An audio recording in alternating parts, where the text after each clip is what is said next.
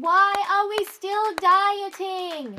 Give me 10 minutes and you will never diet again. Maybe you clicked on this video because you fell for another diet. I am not here to judge you. It is human nature to want to go to the extremes, especially when those extremes promise us a quick fix from the pain that we're in.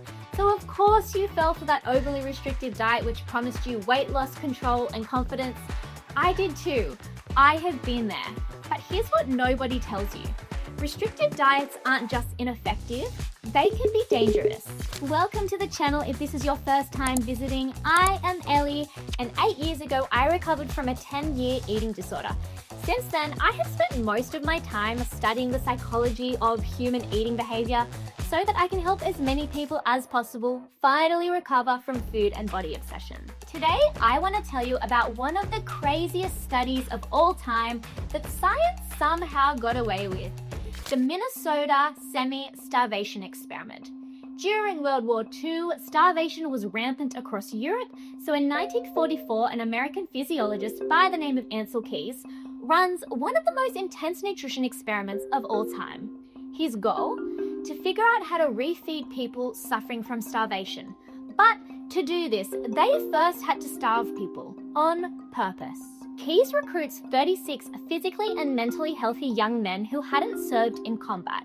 During a period of 6 months, their calories are reduced to about 1,500 a day, which is about half of what they needed.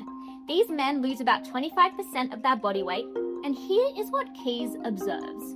These once healthy men become obsessed with food. It begins to be all that they talk about. They begin reading cookbooks, saving recipes for themselves. They even begin dreaming about food in their sleep. At meal times is where things begin to get intense. These men are recorded to have become very possessive over their food. They're worried that other participants are going to steal their food, so they guard their plates, they lick their plates clean. Some of these participants get very annoyed at other non-participants in the cafeteria who appear to be wasting food. Others begin to develop an addiction to gum chewing until their mouths bleed. At this point, this is no longer just a refeeding experiment. This is a window into what restriction does to the brain. But even when the restriction ended, things didn't go back to normal. These men began eating several meals in one setting. They developed digestive issues. They reported no longer being able to tell when they were hungry or when they were full. They reported being hungrier than usual, and they began binge eating. Some of them even began engaging in purging behaviors. Even 5 months into refeeding, these men still couldn't shake these behaviors. And once healthy men who had never thought twice about their body image suddenly began developing body image concerns.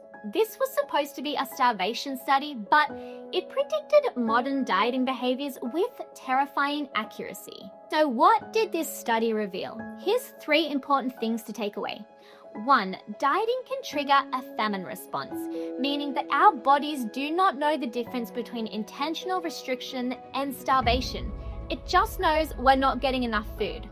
2. Dieting leads to impaired interoception, meaning that every time we override hunger or we ignore fullness, we compromise our sensitivity to these signals, making it more likely that we will overeat. 3. Dieting often leads to long-term weight gain.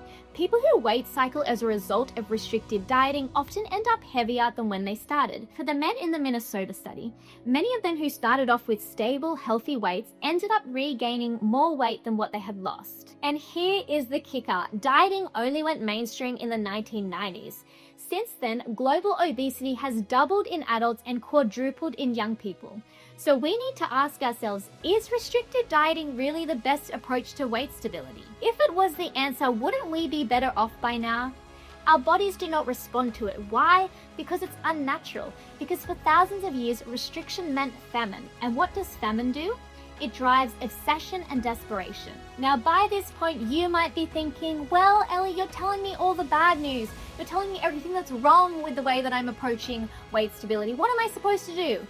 Well, friends, here's the good news. We don't have to reinvent the wheel. Humans were actually doing something right prior to the obesity epidemic of the 1990s. History might sound like an unsexy term, but looking back, not only at the things that we got wrong, but at the things that we got right is powerful. Interestingly, before the flood of nutrition advice took over, obesity wasn't even a talking point. Why? Because humans ate intuitively. Not perfectly, but without all the rules. Back then, we trusted hunger. Food wasn't over-moralized and eating wasn't a war zone. Somewhere along the way, we forgot. But your body hasn't. It remembers.